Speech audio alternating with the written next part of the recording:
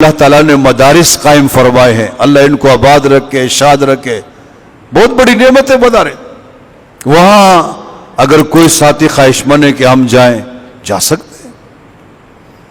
کچھ ساتھی کہیں گے ہماری تو عمر گزر گئی ہے، اب ہم کیا پڑھیں گے، پڑھ سکتے ہیں۔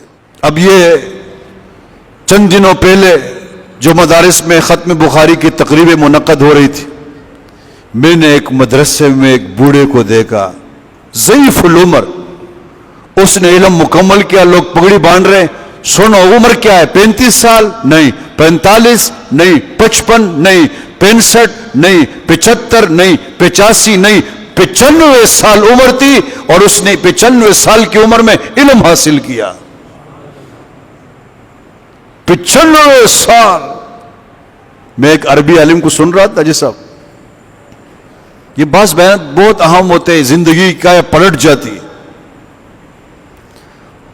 تو وہ ایک گورکن کے بارے میں بتا رہا تھا جو قبرستان میں بیٹھتا ہے، قبر کھودتا ہے، میت ڈالتے ہیں، پھر اس کا خیال رکھتے ہیں، قبر کا خیال رکھتے ہیں، پانی ڈال دیا، یہ کیا۔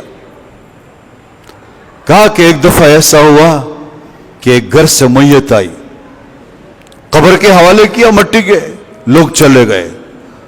تو یہ گورکن کہہ رہے کہ وہاں پہ کھڑا تھا، اس نے ایک اندر سے ایک روشنی آئی، اوپر سے براق نما ایک چیز آ گئی، یہ روشنی اس کے اوپر بیٹھ گئی اور چلی گئی۔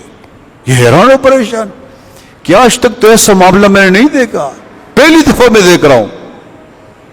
تو اس نے گھر والوں سے معلوم کروایا، ان کو تو پتہ ہوتا ہے نا کس کے یہاں سے میت ہے، ایڈریس وغیرہ، کہتے ہیں قبر کا خیال کرو۔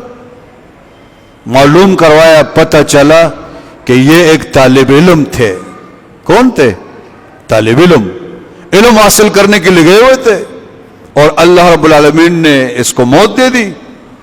تو اس کی آنکھیں کھل گئی کہ یار علم کا اتنا بڑا مقام، یہ ابھی عالم بھی نہیں بنا، طالب علم تھا، اور زندگی میری یہاں قبرستان میں گزری ہے، یہ پہلی میت ہے کہ جس کے بارے میں دیکھ رہا ہوں کہ اللہ نے اس کو اتنے اعزازات سے نوازا۔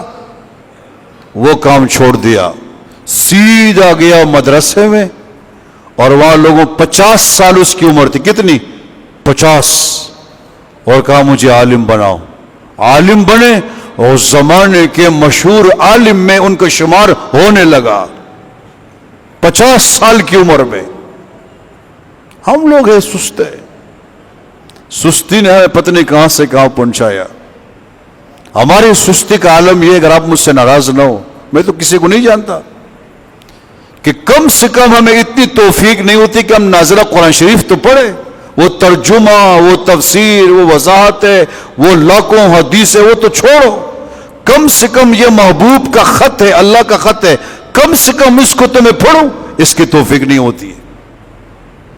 اپنی زندگی پہ افسوس کرنا چاہیے، میں کہتا ہوں افسوس ماتم کرنا چاہیے کہ اس عمر میں میں پہنچا، مجھے قرآن نہیں آتا، رب نے یہ کلام میرے پاس بھیجا ہے، قیامت تک ہے نا قرآن شریف، قیامت تک ہے، اور مجھے ناظر نہیں آتا، یا اگر آتا ہے مجھے اس کے معنی نہیں آتا کہ اللہ مجھ سے کہہ کیا رہے ہیں، اللہ مجھ سے کیا کہہ رہے ہیں۔